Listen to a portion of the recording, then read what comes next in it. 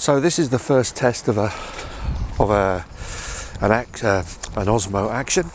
So rather than using the internal microphone, I'm using a separate recorder on a lavalier because it's actually still quite windy here, and I've got the Action on a gimbal, and plus the fact I've got stabilisation, rock steady on.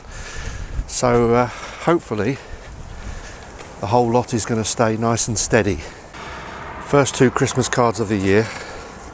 This is a pretty busy road at the moment because everyone's going to work and it's a weekday.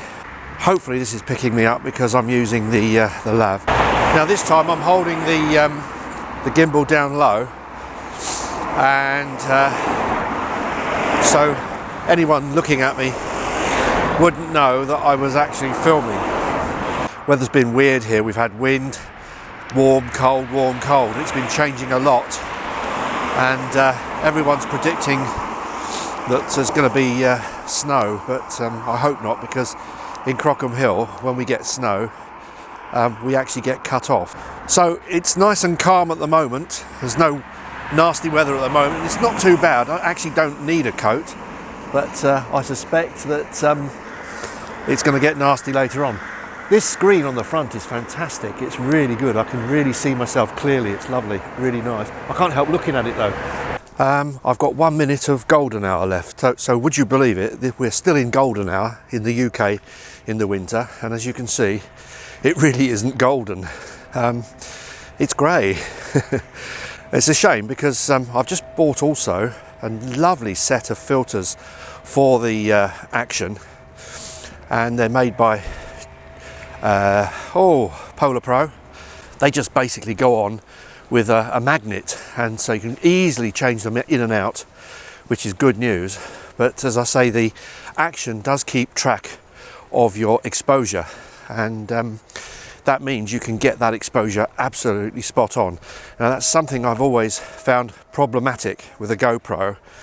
So what I've tended to do is put an ND filter on if I'm abroad, especially when it's bright, but leave the shutter on auto and hope that the ND filter is enough to bring the shutter down so there's not too much jagginess going on. It's a bit of guesswork really. The other thing I've found with the Action is that the battery does last actually quite a long time.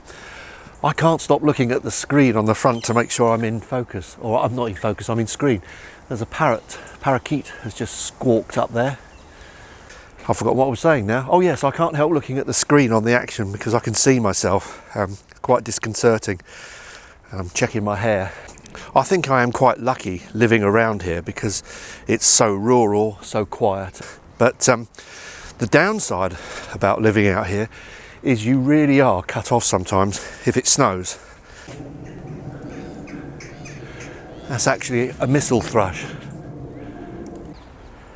Actually, the birds are quite active this morning. It's surprising for a winter's morning. I can see the parakeets down there.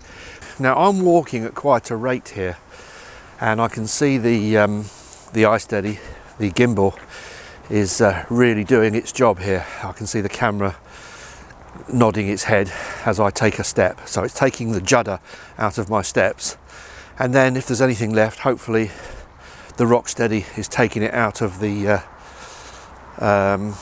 camera. Car coming, so we'll see what movement looks like when this thing is on rock steady and the conditions are quite dark. So that's the first test of my Osmo Action, actually out, using it out and about in golden grey hour, because we don't seem to get golden hour in the UK in winter. I think we'll call it golden grey. It has been very dull. So this has been working at 400 ASA, I think, and gives some idea as to how this thing works in real conditions.